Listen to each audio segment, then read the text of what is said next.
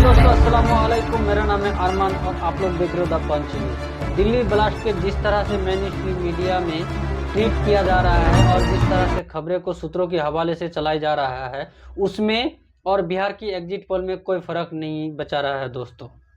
Bihar exit poll में कोई ऐसी ग्रेट अलायंस ने एनडीए को जिता रहा था और किसी ने पूरा पूरा यानी कि पूरा तंत्र को जिता रहा था, और बिल्कुल वही खेल दिल्ली की ब्लास्ट की मामले में भी चल रहा है दोस्त। कोई कह रहा है सीआईए शामिल है और कोई कह रहा है अर्बन नक्सल शामिल है, कोई कह रहा है बांग्लादेश ने किया है और कोई कह रहा है पाकिस्तान ने किया है दोस्तों।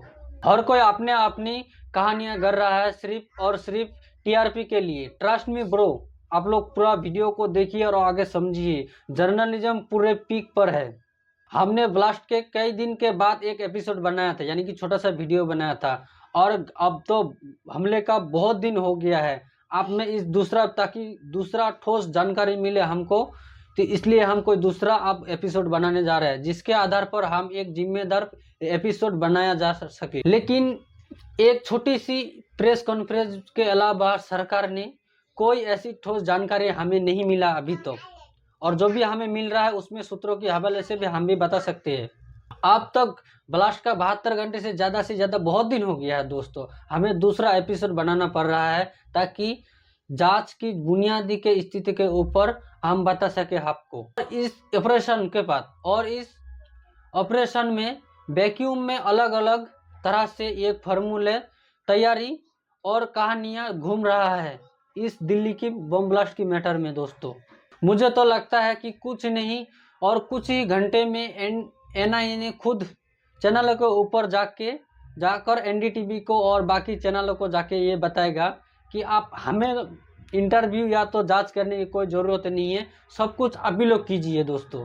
कि हालत इतना बेकार हो गया, रिपोर्टरों के पास एनआईए ने ज़्यादा जानकारियाँ ले रहा है।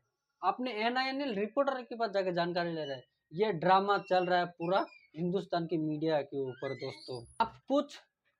आप पूछ भी सकते हो, सरकार को जानकारी क्यों नहीं देना चाहिए, प्रेस कॉन्फ्रेंस क्यों नहीं करनी चाहिए? क्योंकि दोस्तों संवेदनशील जानकारियां है जो रिपोर्टरों को यानी कि आरोपियों को ढूंढने में बहुत मदद मिल सकती है, और जो इसका जो अपराध है, जो इसने अपराध किया है, उसको पकड़ने में आसान हो सके।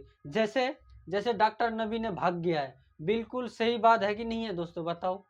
अगर कोई जानकारी लीक हो जाएगा तो उसका जिम्मेदार कौन होगा? और लेकिन दोस्तों फिर से एक सवाल मैं आप लोगों के सामने रखता हूं। पिछले कुछ दिनों में जो जानकारियां मीडिया में आ रहा था, कितनी मनगढ़ंत, कितनी झूठे वादे, कितनी झूठे बात किया था, कितना बरामद हुआ है और कहा जा रहा है कि कितना मिल रहा है। ये सारी जानकारी आई कहाँ से? हमारा सुरक्षा एजेंसियों का यानी कि जो सुरक्षा व्यवस्था है, ये बहुत लाचार, ये कि बहुत बुरी लीक हो चुका है, या तो फिर मीडिया चैनल में पूरी तरह से ये मनगढ़ंत कहानियां चला रहा है। और दोस्तों छोटा छोटा मुद्दा नहीं है दोस्तों, ये राष्ट्रीय सुरक्षा का मामला है। या तो सिस्टम का फेल है या तो मीडिया का झूठ गढ़ रहा है ये। आप पूछ भी सकते हो कि झूठी कहानी ने किसने गढ़ाया और किसने दिक्कत किया है। तो दिक्कत ये कहाँ से आई है? एक दो चैनल ने सीधे ये कह दिया है कि हमले तुर्की के शामिल है, इस हमले में तुर्की ने शामिल है, और तुर्की का भी रिएक्शन आ चुका है। आप लोग को मैं आगे जाके बताता हूं दोस्तों। तुर्की ने क्या कहा? अगर ऐसी खबरें चलाते रहोगे तो जो थोड़े बहुत भी रिश्ता हमारे साथ है, हमारे तुर्की के साथ है, वो भी खत्म हो जाए। अगर भारत सरकार ने आधिकारिक तौर पर तुर्की के ऊपर आरोप लगाया है तो इस समस्या का समाधान हो सकता है बातचीत करके। लेकिन ये मीडिया चैनल अपने दम पर दूसरे देशों के साथ रिश्ते खराब कर रहा है दोस्तों। वैसे ही तो रिश्ते बहुत अच्छी नहीं है, ऊपर से ये गैर जिम्मेदार रिपोर्टिंग कर रहा है हमारा देश का गोदी मीडिया। आप लोग कल्पना कीजिए दोस्तों, भारत की मीडिया चैनल ने खबरों पर तुर्की के सरकार आधिकारिक तौर पर उसने ये दूसरा हमला यानी कि दूसरा प्रहार किया कि अगर आप लोग हमारे ऊपर ऐसे गैर जिम्मेदारी वाला एक बयान छोड़ते हो तो ये रिश्ते में बहुत दरार आ सकता है। और दोस्तों, मैं आप लोगों को सीधा सीधा ये बताना चाहता हूँ, क्योंकि आज दिल्ली की बम ब्लास्ट का बहुत दिन हो चुका है।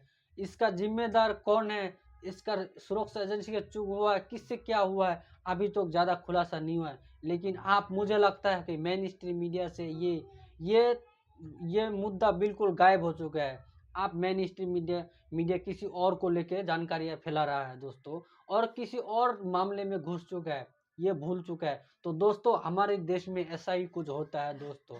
हमें लगता है हम जैसे यंग लोगों को जागरूक होना पड़ेगा और सरकार से सवाल खड़ा करना पड़ेगा कि ये किसका चूक था। दोस्तों प्लीज़, आप लोगों को मैं ये विनती करता हूँ, आप लोग प्लीज़ वीडियो को शेयर ज़रूर करना दोस्तों, और इस वीडियो को ज़्यादा से ज़्यादा शेयर करना दोस्तों, ताकि सभी देश का जागरूक युवा सब आगे इस वीडियो को शेयर कर सकता है। दोस्तों प्लीज़ हमारे चैनल को सब्सक्राइब करना दोस्तों।